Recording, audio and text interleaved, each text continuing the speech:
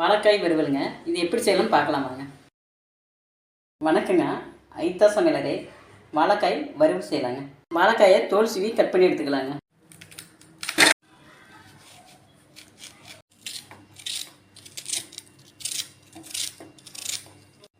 வாழைக்காயை இது மாதிரி கட் பண்ணி எடுத்துக்கலாங்க.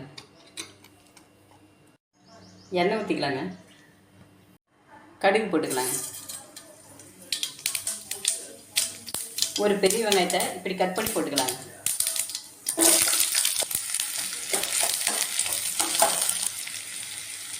கருவேப்பிலை போட்டுக்கலாங்க.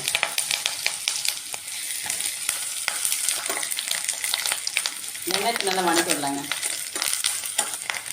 இஞ்சி பூண்டு பேஸ்ட்டு 1 டீஸ்பூன் போட்டுக்கலாங்க.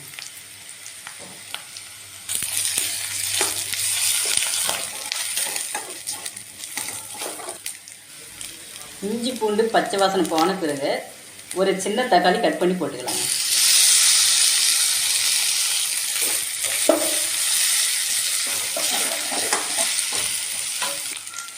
மஞ்சத்தூள் போட்டுக்கலாங்க. தேவையான அளவு கல்லுப்பு போட்டுக்கலாங்க.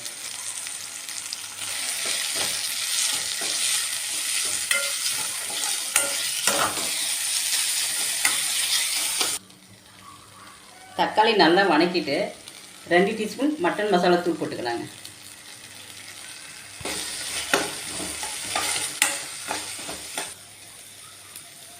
கட் பண்ணி வச்சிருக்கிற வாழைக்காய் இப்போ போட்டுக்கலாங்க.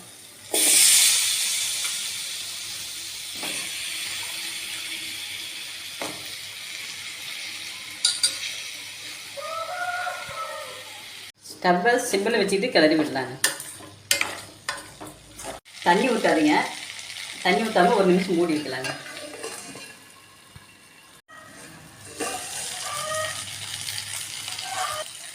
நீங்கள் தண்ணி ஊற்றக்கூடாதுங்க.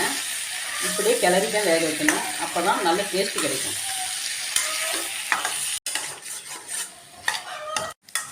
வாழைக்காய் வறுவல் ரெடி ஆயிடுச்சிங்க. வாழைக்காய் வறுவல் இது மாதிரி செஞ்சு சாப்பிடுங்க. டேஸ்ட்டாக இருக்கும். வாழைக்காய் உடம்புக்கு நல்லதுங்க. குடலை சுத்தம் பண்ணுங்க. கொழுப்பு சேராமல் தடுக்குங்க. இதயத்துக்கு நல்லதுங்க. இதை அடிக்கடிக்கு சாப்பிட்டா சர்க்கரை நோயை கட்டுப்படுத்துங்க.